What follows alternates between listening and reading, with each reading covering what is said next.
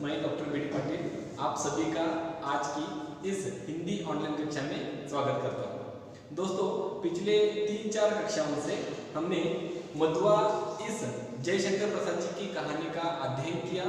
ये सुंदर कहानी, उसका हमने आनंद उठाया और परीक्षा की दृष्टि से इस कहानी के ऊपर सवाल कैसे आते हैं और उनका जवाब कैसे लिखना है, इस बारे में आज हम इस कक्षा में चर्चा करेंगे। तो दोस्तों, कहानी खत्म होने के बाद पाठ्यक्रम में सवाल दिए गए हैं। पहला सवाल है, एक शब्द वाक्यांश या वाक्य में उत्तर लिखिए, और ये 7 सवाल है। दोस्तों, परीक्षा में एक अंक के लिए सवाल पूछे जाते हैं, 10 होते हैं, और वो सवाल जो है उनका जवाब ऐसे लिखना है। जैसे कि पाठ्यक्रम में पेज नंबर 147, यहाँ पे जो सवाल दिए हैं उनके जवाब मैंने यहाँ पे फलक पर यानी बोर्ड पे लिखे हैं। पहला सवाल ऐसे है, बालक का नाम क्या है? तो हमने ये कहानी पूरी तरह से अध्ययन की है, तो हम सब जानते हैं कि इस कहानी में बालक का नाम मधुआ है। दोस्तों, इस सवाल का जवाब या तो आप एक शब्द में लिख सकते हैं, पूरे वाक्य में लिख सकते हैं, या वाक्यांश में लिख सकते हैं। इसके लिए आपको 1 मार्क्स मिलेगा।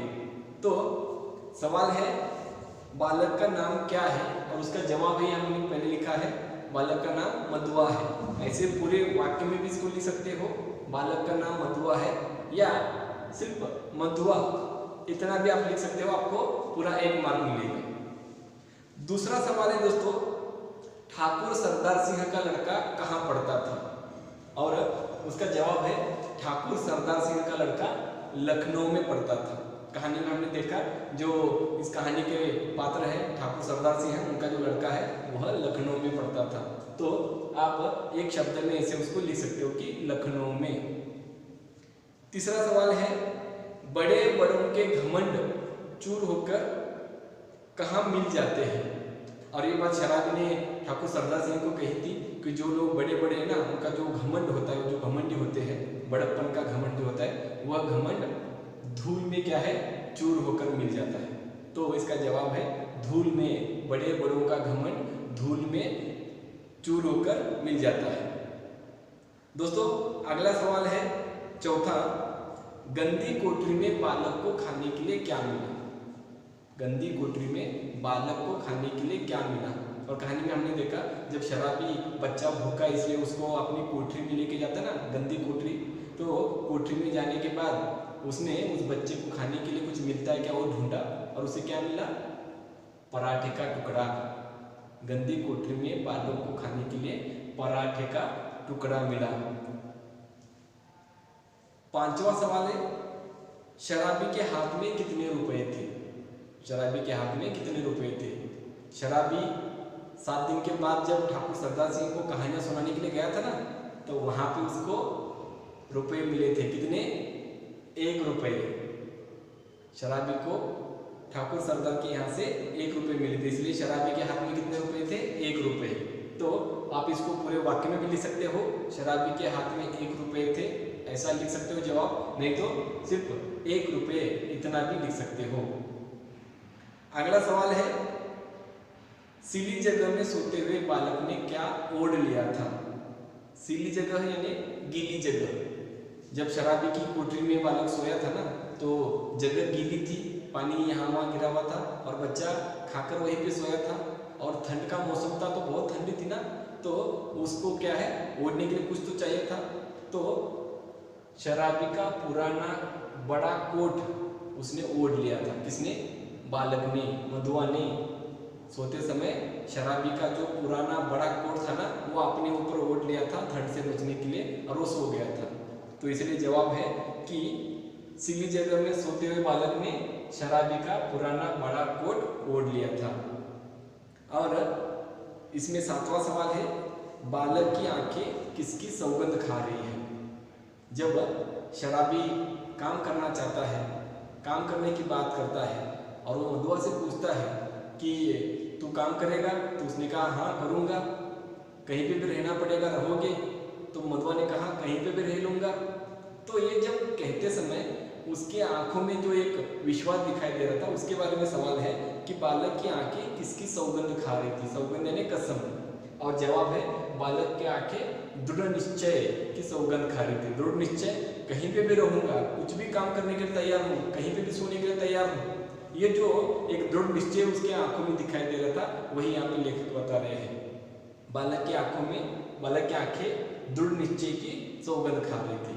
तो दोस्तों यह सवाल और ये उनके जवाब, आपको 1 मार्क्स के लिए एक सवाल आएगा और आपको ऐसे अपने उत्तर पत्रिका में लिखना है। आप कहानी पढ़ते हो, कहानी का अध्ययन करते हो, कहानी आपको ग्रहण होती है, लेकिन उसके बाद जब परीक्षा में सवाल आते हैं और उसका जवाब लिखना होता है, तो आप कैसे उसको लिखते हो, कैसे प्रेजेंट करते हो, वो बहुत इम्पोर्टेंट है, बहुत महत्वपूर्ण है। इसलिए आपको सही तरीके से उसको लिखना भी आना चाहिए। ये 1 अंक के लिए आने वाले सवाल और उनका जवाब हमने देखा। उसी तरह इस कहानी के ऊपर आगे हैं 3 अंकों के लिए आने वाले सवाल और हम उनके बारे में थोड़ी सी बात करेंगे। पहला सवाल है, शराबी ठाकुर सरदार सिंह को कौन कौन सी कहानियां सुनाता था? शराबी ठाकुर सरदार सिंह को कौन कौन सी कहानियां सुनाता था? अब ये 3 अंकों के लिए सवाल है, तो इसलिए क्या है, इसका जो जवाब है आपको 8 से 10 पंक्तियों में लिखना है। इसका जवाब आपको 8 से 10 पंक्तियों में लिखना है। ये दीर्घोत्तरी का सवाल है और शराबी ठाकुर सरदार सिंह को कौन कौन सी कहानियां सुनाता था वो लिखना है। और वो लिखते समय इस जवाब की शुरुआत करते समय आप ऐसे लिखिए कि जयशंकर प्रसाद जी की सुंदर कहानी मधुआ। इस कहानी में एक प्रमुख पात्र शराबी अपनी शराब की लत पूरी करने के लिए जब उसको पैसों की जरूरत होती तब वह ठाकुर सरदार सिंह के यहाँ पे चला जाता और वहाँ पे उनको कहानियाँ सुनाता था। और फिर शराबी कौन कौन सी कहानियाँ सुनाता था उसका वर्णन कीजिए। शहजादों के दुखड़े, रंग महल की आभागिनी बेगमों की निष्फल प्रेम कहानियाँ, करुण कथाएं, दर्द भरी कहानियाँ, सब ऐसी 30 भरी कहानियाँ ही वह शराबी सरदार ठाकुर सिंह को सुनाता था। और नीचे उस आंसर को कंप्लीट करने वाली पंक्ति लिखिए। इस तरह शराबी ठाकुर सरदार सिंह को सारी दर्द भरी 30 भरी कहानियाँ सुनाता था। तो ऐसे एक कंप्लीट आंसर आपका होना जरूरी है, तभी आपको पूरे 3 में से 3 अंक मिलेंगे। तो दोस्तों आप अपनी एक हिंदी के लिए नोटबुक रेफर कीजिए और उसमें इन सवालों के जवाब लिखिए और दीर्घोत्तरी के जो सवाल है उनके भी जवाब लिखने की आप कोशिश कीजिए। तो उम्मीद करता हूँ कि आपको इस कहानी के ऊपर आने वाले सवालों की थोड़ी सी जानकारी मिली और उसके जवाब कैसे लिखने हैं उसकी थोड़ी जानकारी मिली है। तो इस कक्षा को मैं यहीं पे समाप्त करता हूँ। धन्यवाद।